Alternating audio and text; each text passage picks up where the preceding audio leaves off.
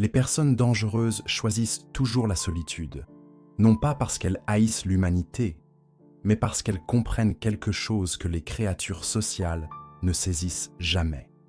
Friedrich Nietzsche, le philosophe qui a passé des années dans un isolement volontaire à créer des idées qui allaient remodeler la conscience humaine, savait que les individus les plus puissants ne sont pas ceux qui ont besoin de foule pour valider leurs valeurs, mais ceux qui peuvent s'asseoir seuls avec leurs pensées et émerger plus forts, plus clairs, plus authentiquement eux-mêmes. Avez-vous déjà remarqué comment certaines personnes semblent rayonner d'une intensité silencieuse qui met les autres mal à l'aise? Elles ne cherchent pas l'attention, pourtant elles la commandent. Elles ne courent pas après l'approbation sociale, pourtant d'autres sont attirés par leur mystérieuse autosuffisance. Elles ne s'expliquent pas, pourtant leur présence en dit long sur une force intérieure que la plupart des gens n'ont pas. Ce sont les dangereuses. Dangereuses non pas parce qu'elles font du mal aux autres, mais parce qu'elles exposent la faiblesse de ceux qui ne peuvent supporter leur propre compagnie. La plupart des gens craignent la solitude parce qu'elle les oblige à confronter qui ils sont vraiment sous les masques, les rôles, le besoin constant de validation externe. Ils remplissent chaque moment de bruit, de distraction, d'interaction sociale, tout pour éviter le silence terrifiant où leur moi authentique pourrait émerger. Ils confondent la solitude avec l'isolement, la faiblesse avec la connexion, la dépendance avec l'amour. Ils ne découvrent jamais que le pouvoir le plus dangereux qu'un être humain puisse posséder est le confort complet avec sa propre existence. Mais Nietzsche voyait que cette peur de la solitude n'est pas seulement une faiblesse personnelle, c'est le fondement de tout contrôle social.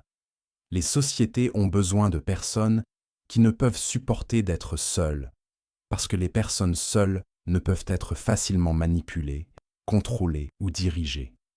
Quand vous avez besoin des autres pour votre sens de l'identité, du sens et de la valeur, vous devenez dépendant de leur approbation, de leur attention, de leur validation. Vous devenez prévisible, gérable, sûr. Les dangereuses refusent cette dépendance. Elles choisissent la solitude non comme une fuite de la vie, mais comme une préparation à celle-ci.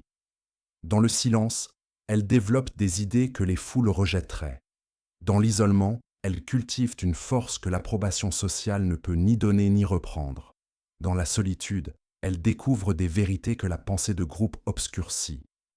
Elles deviennent dangereuses parce qu'elles deviennent ingouvernables, incontrôlables, authentiquement libres. Si vous voulez comprendre pourquoi choisir la solitude est l'acte de rébellion le plus radical dans un monde conçu pour vous maintenir dépendant des opinions des autres, et comment ce choix vous transforme en quelqu'un qui ne peut être manipulé, contrôlé ou brisé par les circonstances extérieures, abonnez-vous à la chaîne et activez la cloche de notification pour ne pas manquer nos insights sur le pouvoir authentique et l'indépendance psychologique qui peuvent révolutionner votre relation avec vous-même et le monde. Aujourd'hui, je vais révéler les 4 façons dont les personnes dangereuses utilisent la solitude comme leur arme de choix, non pas contre les autres, mais contre les forces qui tentent de diminuer leur pouvoir authentique. Ce ne sont pas seulement des concepts philosophiques, ce sont des stratégies pratiques pour développer le type de force intérieure qui vous rend psychologiquement intouchable et silencieusement intimidant pour ceux qui dépendent de la conformité pour leur sentiment de sécurité. Mais je dois vous avertir, embrasser ce niveau de solitude nécessite de confronter des aspects de vous-même que la plupart des gens passent leur vie à éviter. La première façon dont les personnes dangereuses utilisent la solitude est pour ce que Nietzsche appelait la création de valeurs personnelles, en l'absence de pression sociale. Les valeurs de la plupart des gens ne sont pas vraiment les leurs, elles sont empruntées, héritées ou adoptées pour s'intégrer dans le groupe auquel ils veulent appartenir.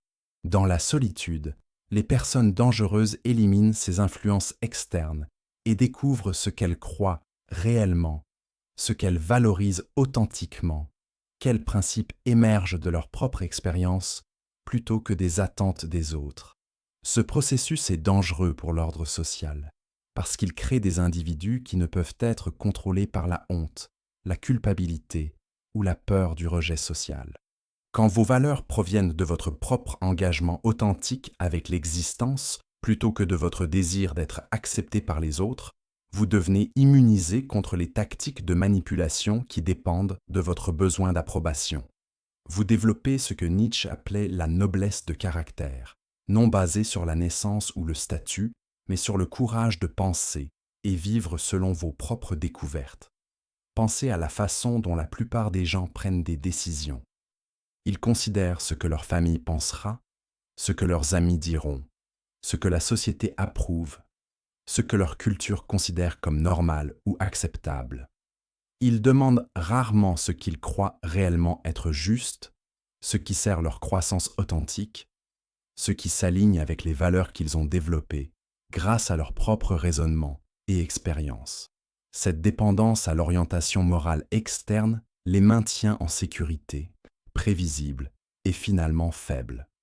Les personnes dangereuses utilisent la solitude pour développer ce que Nietzsche appelait l'autolégislation, la capacité de créer des lois pour elles-mêmes basées sur leur propre nature plutôt que d'accepter des règles imposées par d'autres. Cela ne signifie pas devenir amoral ou antisocial, cela signifie développer une compréhension si profonde de votre propre caractère que vous pouvez déterminer quels comportements servent votre plus haut potentiel et lesquels le diminuent.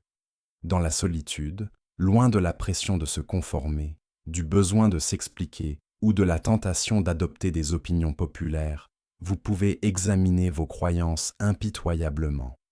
Lesquelles de vos valeurs servent réellement votre croissance et lesquelles ont été adoptées pour éviter les conflits? Lesquels de vos principes viennent d'une conviction authentique et lesquels du conditionnement social? Lesquelles de vos positions morales reflètent votre nature véritable et lesquelles reflètent votre désir d'être vu comme bon par les autres? Cet auto-examen dans la solitude est dangereux parce qu'il révèle souvent que beaucoup de vos croyances chéries ne sont pas réellement les vôtres. Ce sont des héritages, des hypothèses héritées, des adoptions non examinées de l'environnement dans lequel vous avez grandi. Les personnes dangereuses ont le courage de jeter les valeurs qui ne les servent pas et d'en créer de nouvelles basées sur leur compréhension authentique de ce qui rend la vie significative. Le monde social trouve cela menaçant parce que cela signifie que vous ne pouvez plus être contrôlé par des appels à la moralité conventionnelle, aux attentes traditionnelles ou à l'opinion populaire.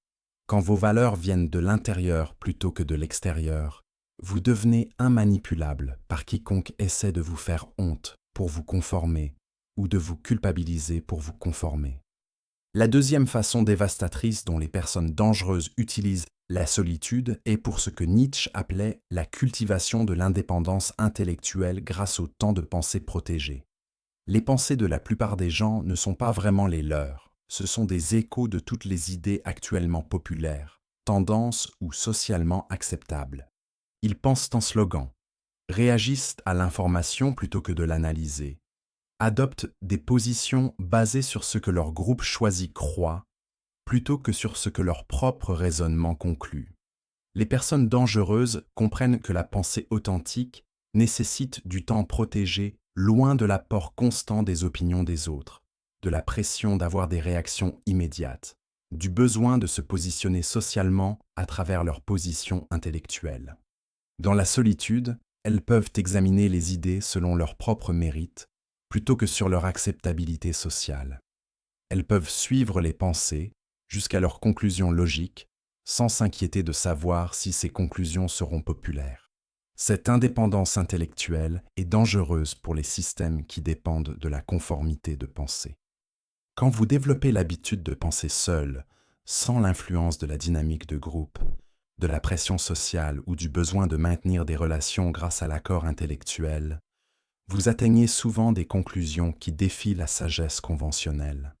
Vous voyez des modèles que les groupes manquent, questionnez des hypothèses que les communautés tiennent pour acquises, développer des insights qui menacent les narratifs établis. Nietzsche a passé des années dans la solitude intellectuelle, développant des idées qui étaient si en avance sur son temps qu'elles n'ont été comprises ou acceptées que des décennies après sa mort. Sa pensée était dangereuse parce qu'elle était authentiquement la sienne, non contaminée par le besoin d'être aimé, compris ou accepté par ses contemporains.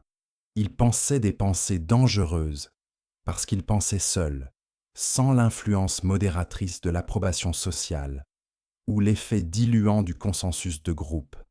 Les personnes dangereuses utilisent la solitude pour développer ce que les philosophes appellent le courage philosophique, la volonté de poursuivre les idées où qu'elles mènent, indépendamment du fait que ces idées soient confortables, populaires ou socialement acceptables.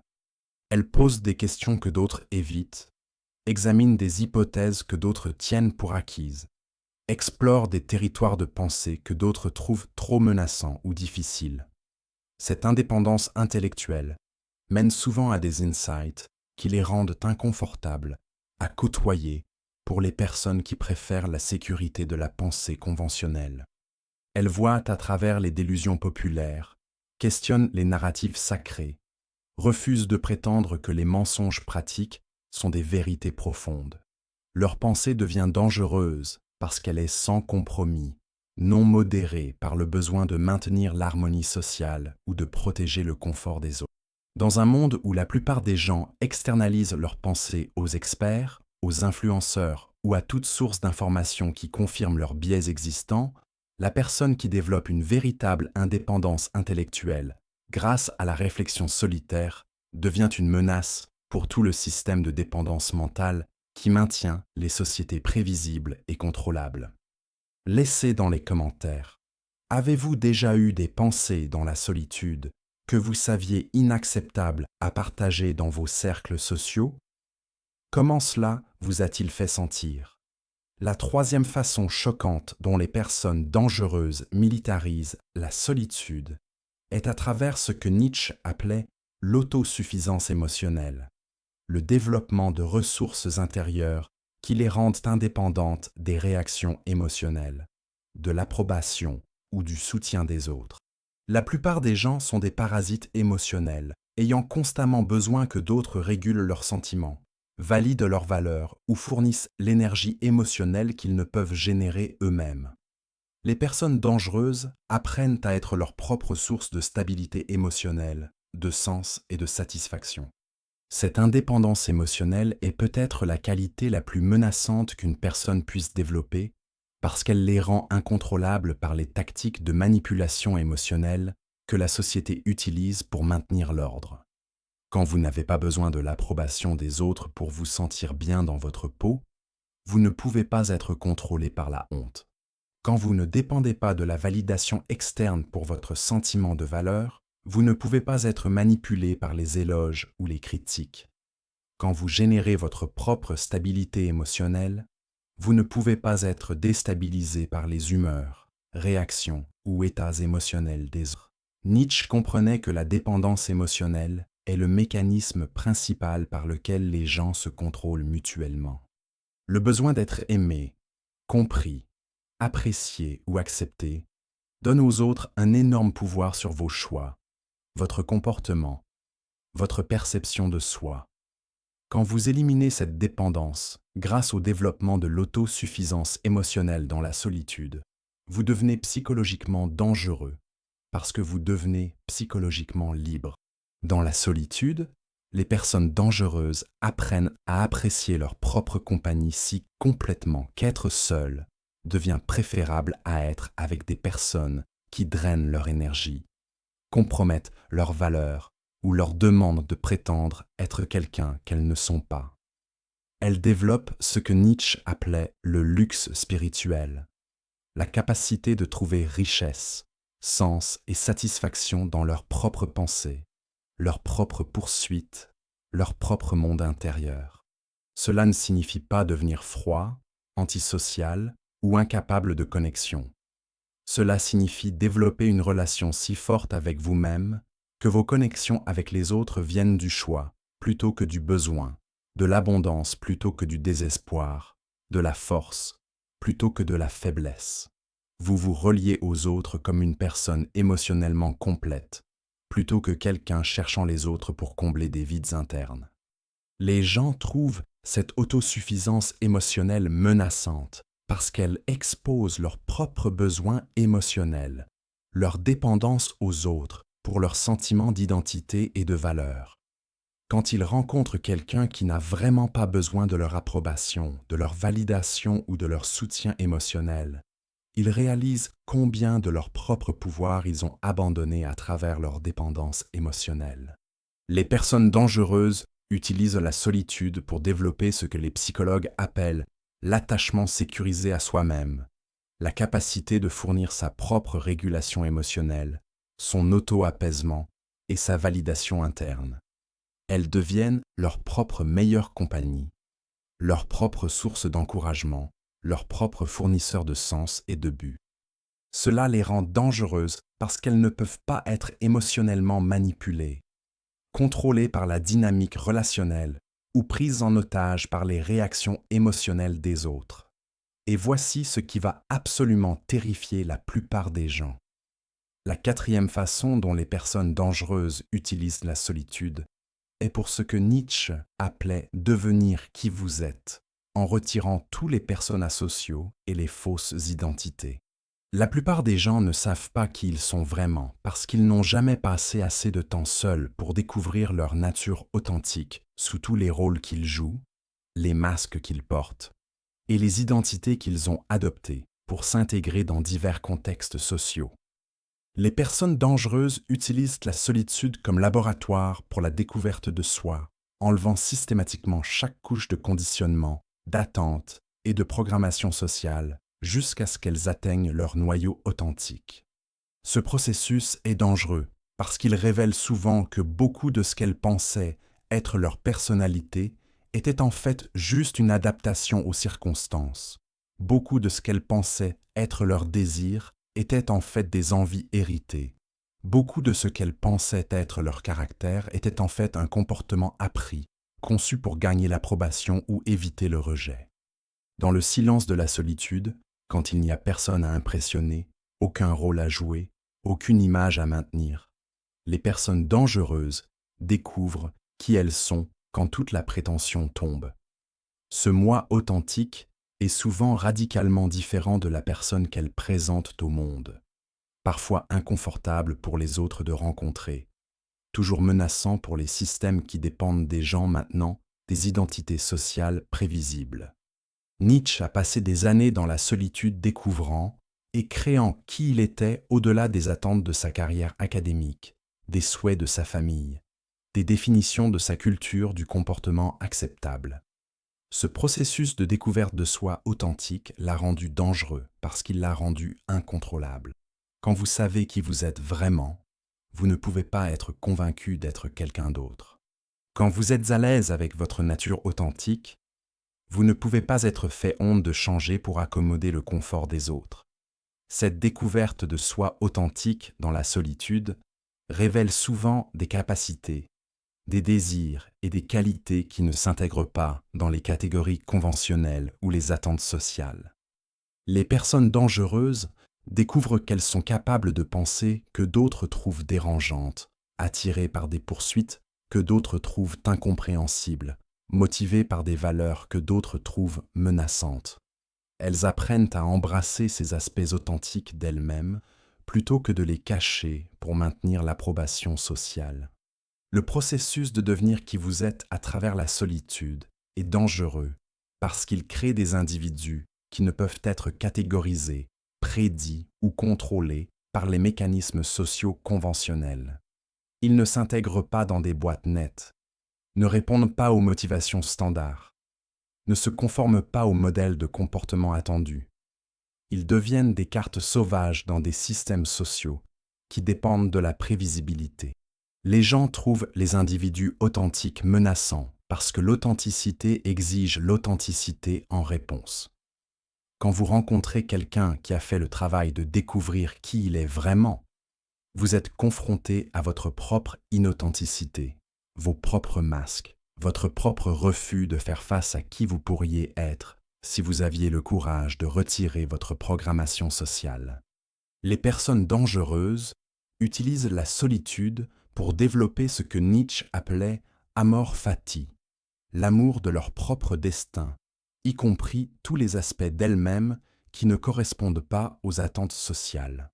Elles apprennent à aimer leur obscurité autant que leur lumière, leur complexité autant que leur simplicité, leur contradiction autant que leur cohérence.